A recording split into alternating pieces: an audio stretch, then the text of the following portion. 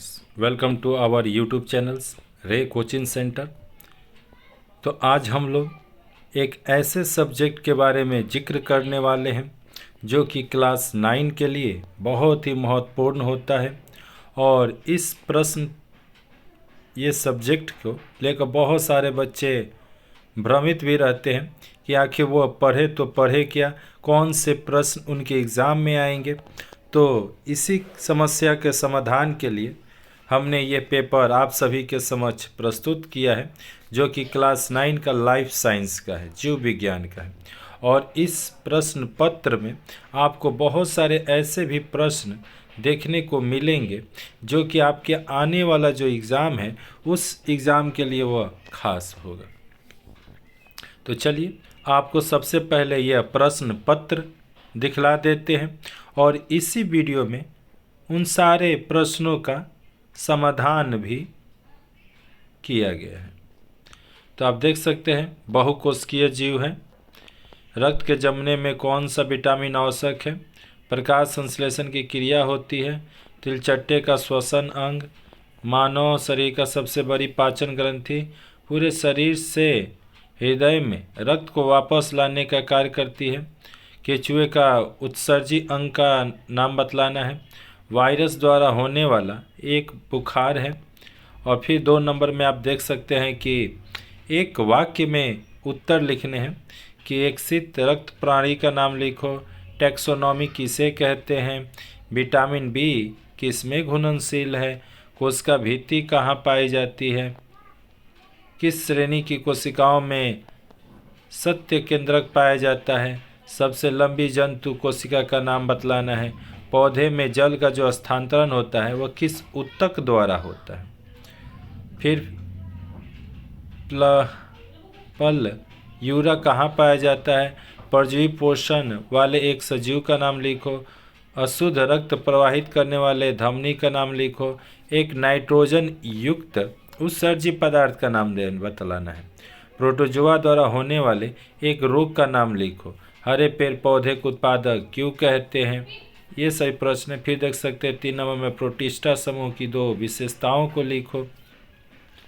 तो दोस्तों, अगर अभी तक आपने हमारे इस चैनल को सब्सक्राइब नहीं किया है और बेल आइकन के बटन को प्रेस नहीं किया है तो प्लीज़ चैनल को सब्सक्राइब कर लीजिए और बेल आइकन के बटन को प्रेस कर लीजिए और ज़्यादा से ज़्यादा इस वीडियो को अपने दोस्तों में शेयर कीजिए, जिससे कि वो लोग भी इस चैनल से जुड़ सके और ज़्यादा से ज़्यादा लाभ अर्जित कर सके, क्योंकि इस चैनल का उद्देश्य है सबका साथ सबके विकास।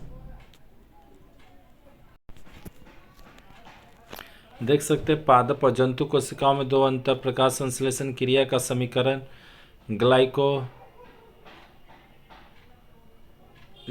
दिया है, ग्लाइकोलाइसिस होता है, किसे कहते हैं, रक्त और नलिका में रक्त न जमने के 2 कारण, मनुष्यों में उत्सर्जन में फेफड़े की भूमिका को लिखो, वापसर्जन किसे कहते हैं, धमनी और सीरा में 2 अंतर, रोग प्रतिरक्षण क्या है।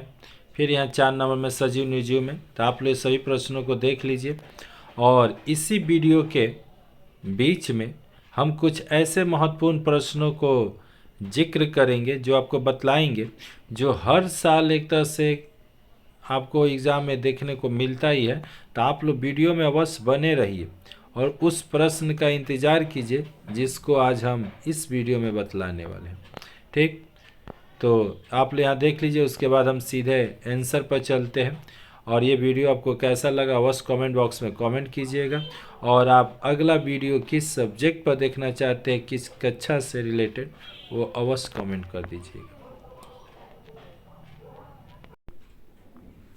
तो आप लोग देख सकते हैं कि यहाँ पर वो जो प्रश्न है बहुकोशिकीय का उत्तर हो जाएगा, आपका सही उत्तर है यहाँ पर पेनिसिलियम। और रक्त के जमने में कौन सा विटामिन आवश्यक है, तो है विटामिन के। प्रकाश संश्लेषण की क्रिया होती है तो पत्तों में। तिलचट्टे का श्वसन अंग होता है तो ट्रेकिया। और मानव शरीर का सबसे बड़ी पाचन ग्रंथि है तो है यकृत।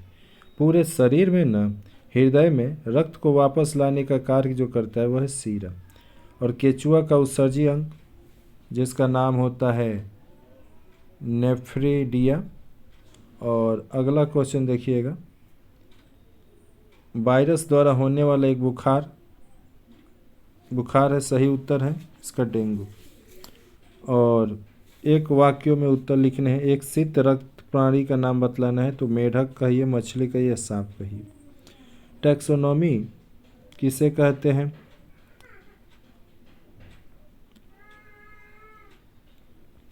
तो जीव विज्ञान की वह शाखा जिसमें जीवों के नामकरण, पहचान और वर्गीकरण का अध्ययन किया जाता है उसे टैक्सोनॉमी कहा जाता है।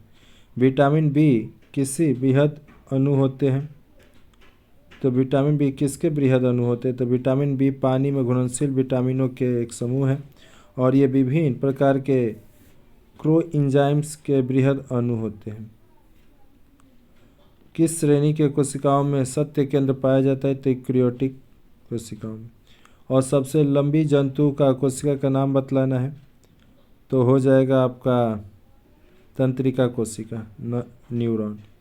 पौधे में जल का स्थानांतरण किस ऊतक द्वारा होता है? तो जाइलम द्वारा। और प्लूरा कहाँ पाया जाता है? तो प्लूरा मनुष्य के फेफड़े को घेरने वाली दोहरी झिल्ली है। परजीवी पोषण वाले एक सजीव का नाम? तो अमरबेल या प्लाज्मोडियम चूहे। अशुद्ध रक्त प्रवाहित करने वाले धमनी का नाम? तो फुसफुसिया धमनी। एक नाइट्रोजन उत्सर्जी पदार्थ का नाम? तो यूरिया, अमोनिया, ये सब कह सकते हैं। प्रोटोजोआ द्वारा होने वाले एक रोग का नाम बतलाना है, और इसमें हो जाएगा प्रोटोजोआ द्वारा अमीबियासिस, काला ज्वार, मलेरिया, ये सब दे सकते हैं। हरे पेड़ पौधे को क्या कहा जाता है? तो हरे पेड़ पौधे द्वारा भोजन बनाते हैं उन्हें उत्पादक कहा जाता है। ठीक, और आगे देखिएगा आप लोग प्रश्न।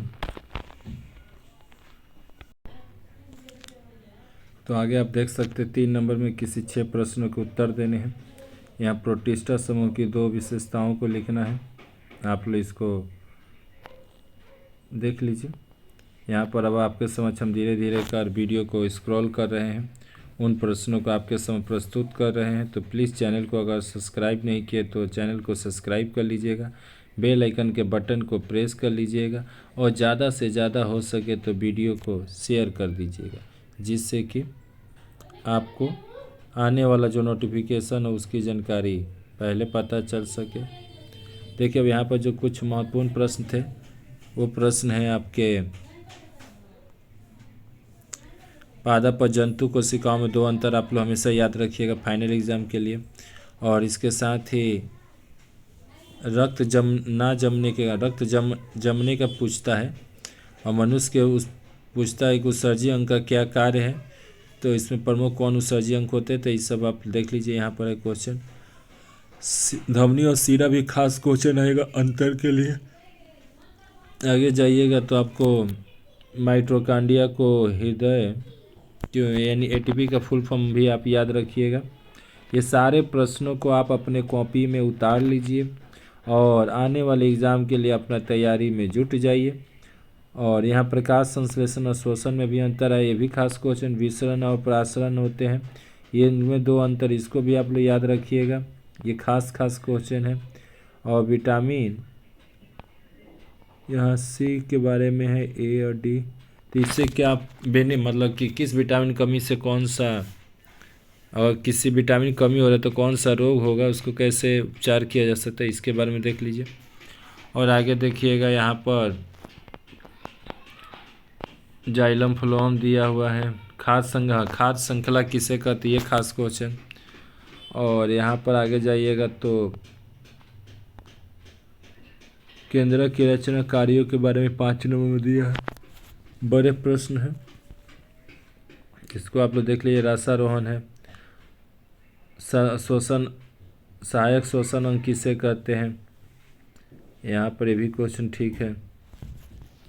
तो दोस्तों अभी तक आपने हमारे इस चैनल को सब्सक्राइब है, रक्त वाला देखिए, रक्त और किसे कहते हैं, सार्वजनिक दाता और ग्राही के बारे में लिखो, ये क्वेश्चन भी भाई भी एक है। और इसके आगे आप जाइएगा तो एड्स का पूरा नाम और उससे बचने के 3 उपाय, ये थोड़ा सा। इधर में इकोतत्व में उत्पादक उपभोक्ता का वर्णन करना।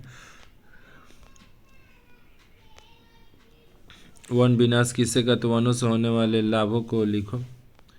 ये भी क्वेश्चन आप। और नेफ्रॉन या मनुष्य के हृदय की एक लंबी, तो ये दोनों क्वेश्चन कभी एग्जाम में या तो नेफ्रॉन दे देगा, नहीं तो मनुष्य के हृदय की लंबी बोला है जो काट का एक स्वच्छ चित्र बनाओ और उसके 6 अंगों का भागों का नाम बतलाना है। तो दोस्तों ये वीडियो आपको कैसा लगा अवश्य अपने कमेंट बॉक्स में कमेंट कीजिएगा।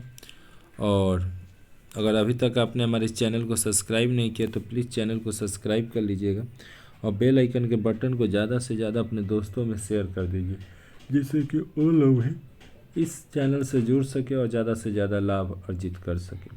कर भला तो हो भला।